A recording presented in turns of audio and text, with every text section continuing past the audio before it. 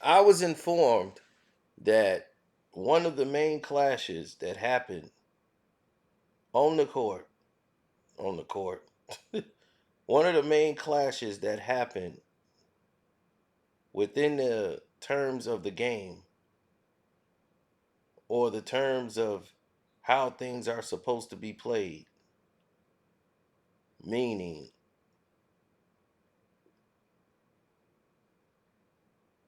how things are going to be laid out as far as the direction of the game.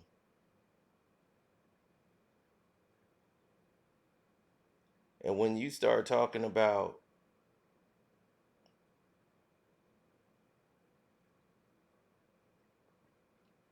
this is where we want to end up, this is where the direction is that we want to go, you got to look at it like this. And subscribe to the page too, people. Um, I know a lot of us we rush and watch the video, but subscribe, hit that notification bell so they can have no excuse for not sending you your notification. And if you didn't get this notification and you are subscribed, check and make sure that it's selected to all so you don't miss out on anything. Okay? Now, Max Kellerman and Stephen A. Smith have a very strained relationship. Almost within the first 2 years of working with each other, there was contention. There was this need to want to be loved, to want to be liked, to wanting to be respected, and they respect each other. But this was the first time Stephen A. Smith couldn't bull jive his way past somebody because Max is very intelligent. He's very articulate, more articulate than Stephen A. himself. And screaming and yelling wasn't going to work with Max. But this was never a good matchup. It wasn't a good lineup because instead of having a debate show, which is not Max Kellerman's format, they decided, what the hell, we got Max Kellerman, let's just use him. He's a big name. This will be good for us, but it wasn't a good match. It wasn't a good fit for Stephen A. But it catapulted Max because a lot of the brothers started to side with Max's opinions more than Stephen A. Stephen A was more company based. Max, who spent a lot of his time with blacks and African Americans around him his whole life. Hell, he got a rap album. I mean, shoot. These people were, you know, he could have really resented brothers. One of the brothers the black guys he let live with him and his brother killed his brother. The boxer who sucker punched the guy in the ring, he was living with his brother and they got into an argument and he killed him.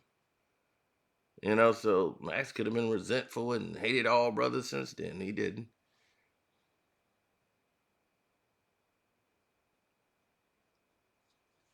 So it was never an issue on that level,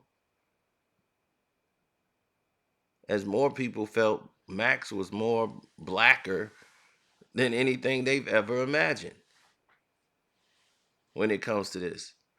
But did you also know they clashed over Kwame Brown?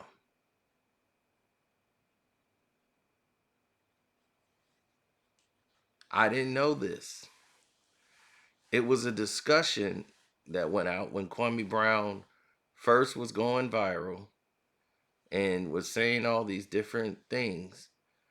And they were, basically not going to bring it up on first take.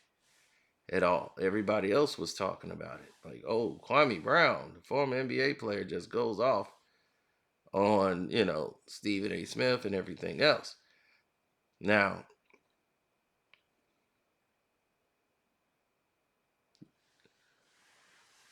I remember when we first heard it, I was sitting in my living room. I was in a StreamYard live stream, and we played it since then. And I was like, this is what I was talking about. It was going to take somebody that played in the league who see what this is. And once they call it out, it's going to change the game. See, now for me, you could tell me every day, I don't play the game. You don't play the game, so you don't play the game. I was like, soon as somebody who played the game exposed the game, and we saying the same damn thing, now you can't. There's nothing you could do now. There's nothing you could do. You have no wiggle room whatsoever. You can't get out of it. It's like the figure four leg lock.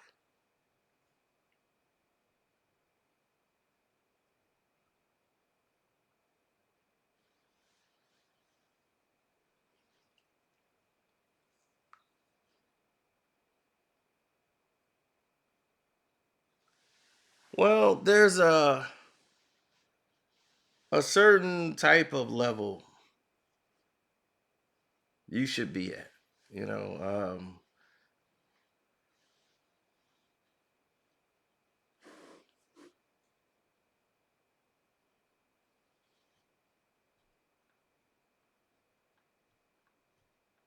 that's how they feel. Like there's a certain level you should already ascended to. And if you hadn't at that point, you pretty much ain't gonna do it. But they clashed over Kwame Brown.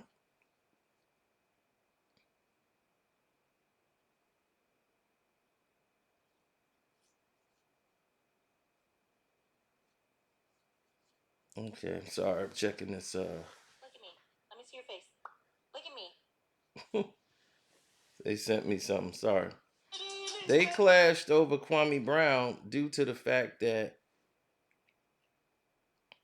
Max Kellerman was saying how sports media and journalists and all of this are covering. That's a good topic. Maybe we do go too far. Maybe, we get so spirited, but is it fair, the barbershop conversation, is it fair for the journalists to actually go on TV and say these things?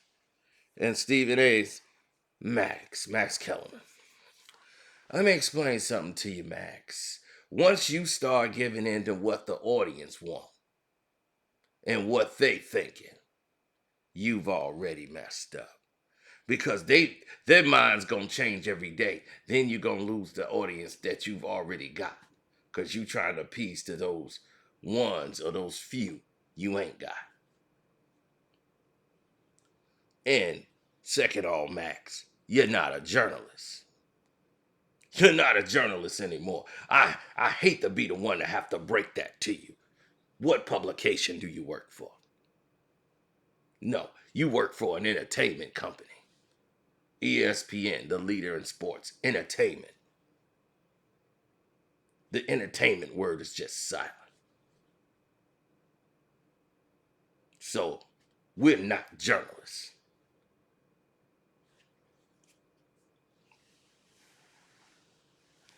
So, he's trying to say, but yeah, that still doesn't mean there's some integrity that shouldn't go along with the job. You know, I don't think we should do a show where we come up and say, hey, that guy's a bum just because I think he's a bum because he missed two shots, in a game. We can't just put up a pie chart of one game and say that that's a guy's whole career. We're painting a dangerous narrative. So, allegedly, this discussion was had. Now, Martellus Wiley was on a radio show and he was saying that about the tension because he worked with Max. and said, "Man,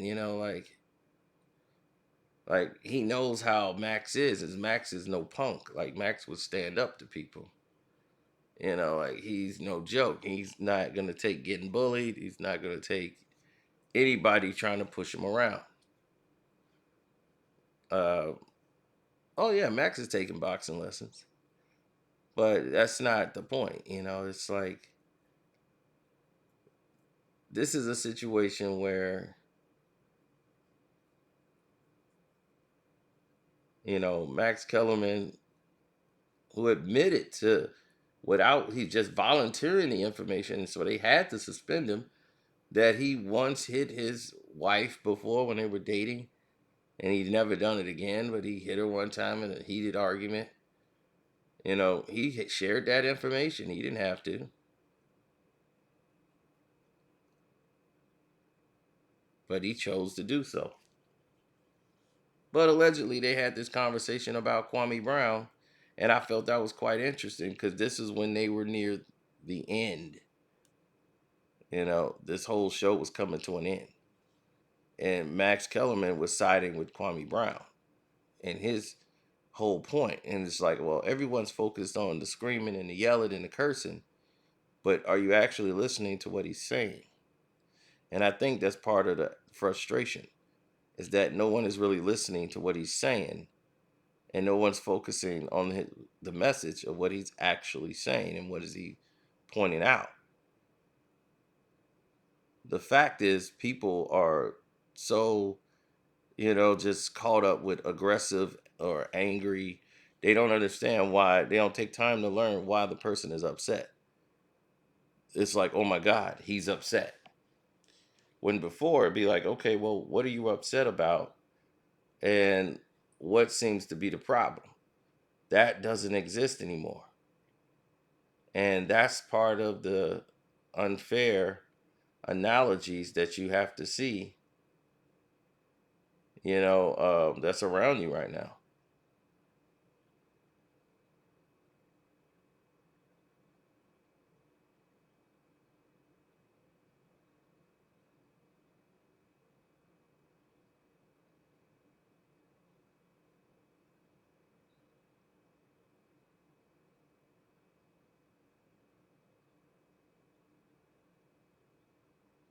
Well, you got a lot of people that make up these different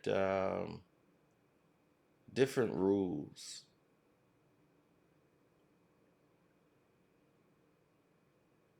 They have these different crazy rules that they set.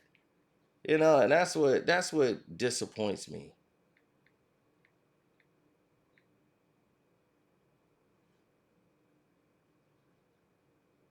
It really does. It really gets me upset.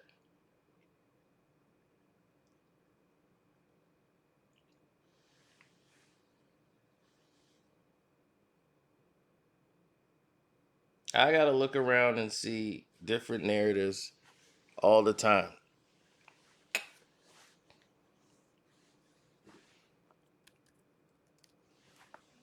Oh well, Steve. Stephen A. Smith ain't gonna agree with what Max Kellerman had to say because it's about him. But Max loved every bit of it. Everything he said about Stephen A. Smith, he liked.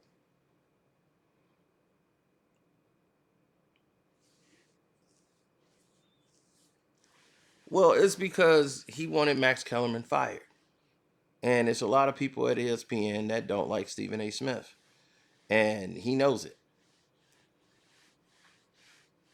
They think he's a hack, and they think he's basically overrated. He's been just getting by with throwing rants and just going off, and they're real journalists. They like, we got to do real work here.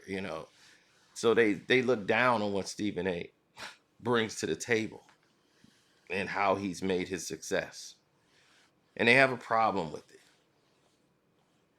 With me, it's different.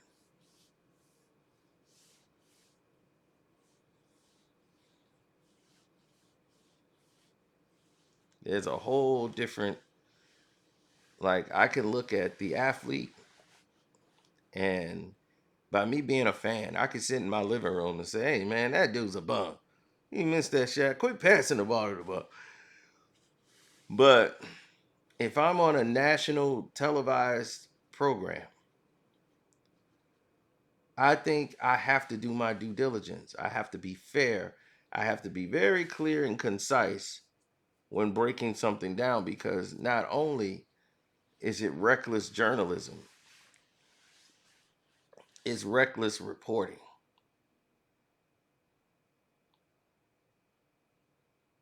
Like, you never thinking about that man's children.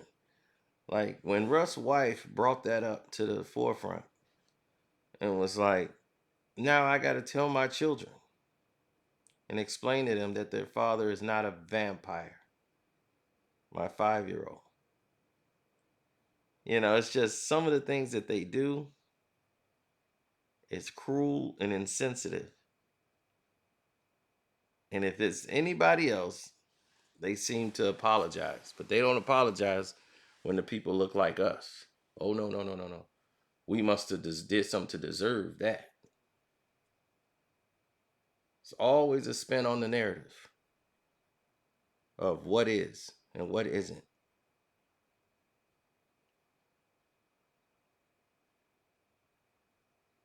All those lines are crossed. They all are. It's unfortunate, but they are all crossed whenever it comes to you. So, Kwame Brown, who's had better careers than a lot of NBA basketball players, who was the number one draft pick, that didn't amount to a hill of beans. He's played 13 years. There's number one draft picks that ain't played 4 and 5. But yet, they drag him. Adam Morrison, you don't really hear about him at all.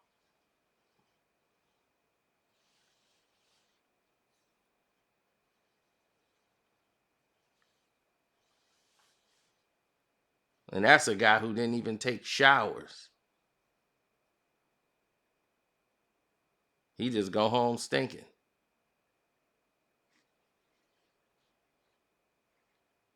They had to tell him, you about to get out of the NBA because you stinking up the locker room.